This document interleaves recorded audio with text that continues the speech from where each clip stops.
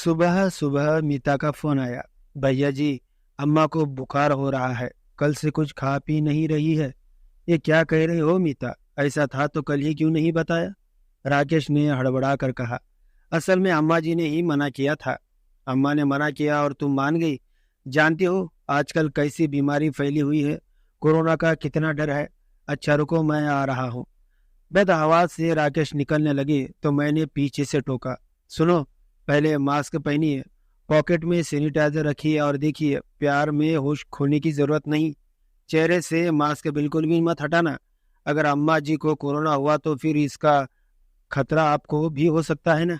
अम्मा को छूने के बाद याद करके सैनिटाइजर लगाना, और हाँ, अम्मा से थोड़ी दूरी ही बैठना। राकेश ने थोड़ी नाराजगी से मेरी तरफ देखा तो मैंने सफाई दी। अपनी या मेरी नहीं तो कम से कम बच्चों की तो चिंता करो। ओके चलो, मैं आता हूँ, कहते हुए राकेश चले गए। मैं जानती हूँ कि राकेश कहीं ना कहीं अम्मा के मसले पर मुझसे नाराज रहते हैं। दरअसल मेरा अपनी सास के साथ हमेशा से 36 का आंकड़ा रहा है। वैसे तो अमूमन सभी घरों में सास बहू के बीच इस तरह का रिश्ता होता है, मगर मेरे साथ कुछ ज्यादा ही था। मैं मैं जिस दिन से घर में बहू बनकर आई उस दिन से अपनी सास के खिलाफ मोर्चा खोल लिया था।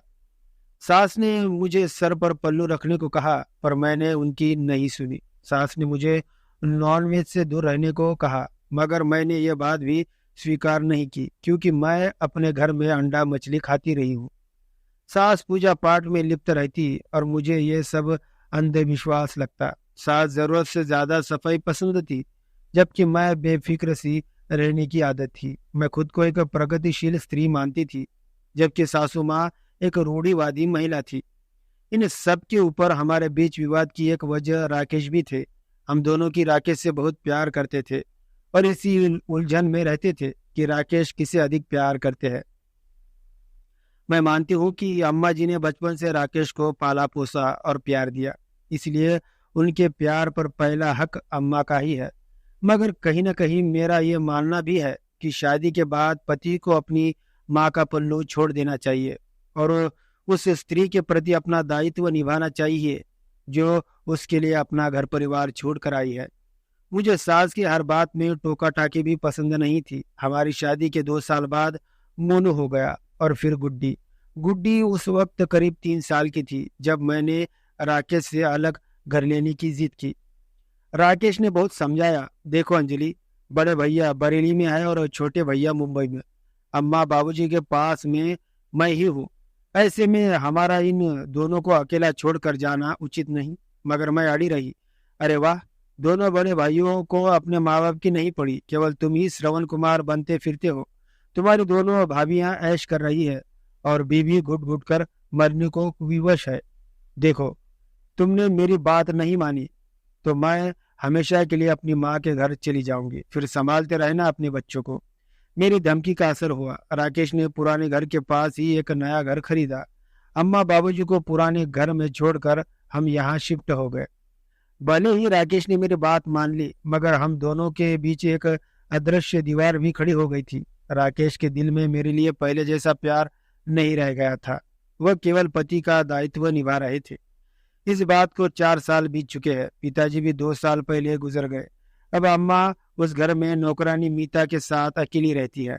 मुझे इस बात का एहसास है कि अम्मा के लिए अकेले रहना काफी कठिन होता होगा, मगर मैंने न कभी उन्हें लाने की बात की और न कभी अम्मा ने की कोई शिकायत की। राकेश अंदर ही अंदर अम्मा के प्रति खुद को अपराधी महसूस करते हैं, पर इस संदर्भ में मुझसे कुछ नहीं कहते।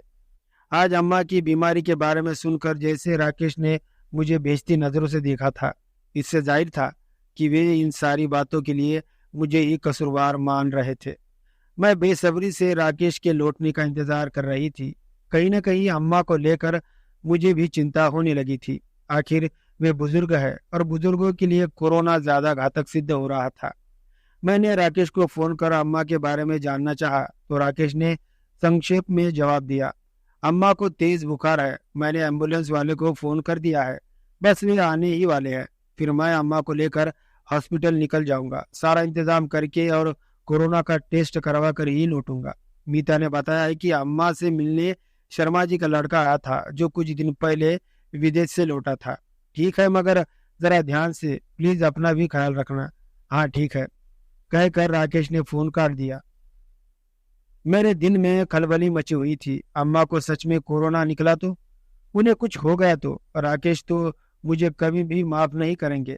इधर मुझे यह भी डर लग रहा था कि कहीं अम्मा के कारण कहीं राकेश भी बीमारी लेकर घर न आ जाए। शाम ढले, राकेश वापस लौटे। क्या हुआ, अम्मा कैसी है, और आपने अपना ध्यान तो रखा? मास्क हटाया तो नहीं? हाथों में सैनिटाइजर तो लगा रहे ना? अम्मा की रिपोर्ट कब तक आएंगी? किस हॉस्पिटल में एडमिट किया है? मैंने सवालों की झड़ी लगा दी तो वे मुंह बनाते हुए बाथरूम में नहाने चले गए।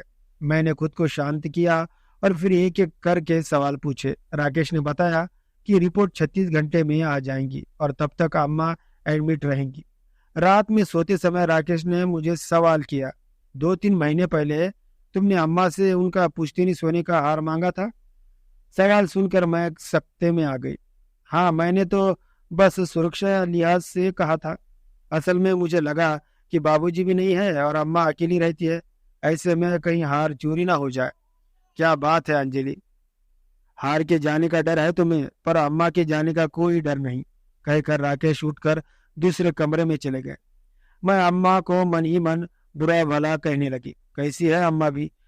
बीमारियों में भी मेरे खिलाफ अपने बेटे के कान भरने से बाज नहीं आई। मैंने बुरा सा मुंह बनाया और लेट गई। तब तक राकेश एक ज्वेलरी बॉक्स लेकर अंदर आए। ये लो अंजलि, अम्मा ने यह हार तुम्हारे बर्थडे के लिए तैयार कराया था।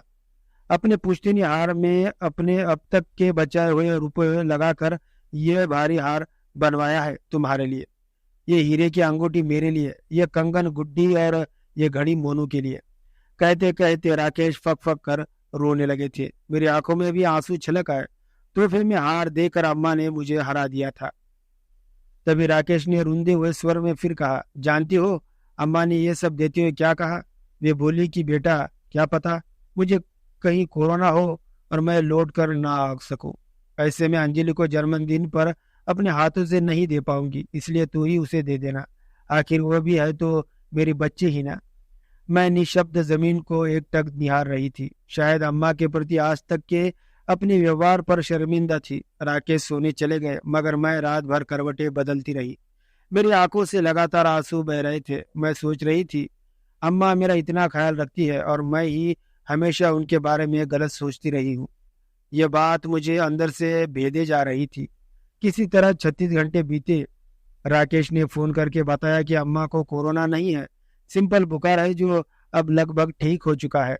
मेरी आंखों से खुशी के आंसू बह निकले। मैंने राकेश से कहा, सुनो, अम्मा जैसे ही हॉस्पिटल से डिस्चार्ज हो तो उन्हें हमारे घर लेकर आना। उन्हें देखभाल की जरूरत है और फिर कोरोना फैल रहा है। वे खुद अपनी सुरक्षा का ख्याल नहीं कर पाएंगी, मैं उनका ख्याल रखना चाहती हूँ हमेशा। वैसे भी आखिर मैं हो तो उनकी बच्ची ही ना। कहते कहते मैं रो पड़ी थी। राकेश गदगद स्वर में इतना ही बोल पाए, थैंक यू अंजलि। दोस्तों, उम्मीद है आपको ये छोटी सी कहानी पसंद आई होगी। दोस्तों, अगर यह कहानी आपको पसंद आए तो प्लीज इस वीडियो को लाइक और चैनल को सब्सक्राइब करना ना भूलें। दोस्तों, ये कहानी पूरी तरह से ही काल्पनिक है। ये कहानी सिर्फ आपके मनोरंजन के लिए बनाई गई है। धन्यवाद।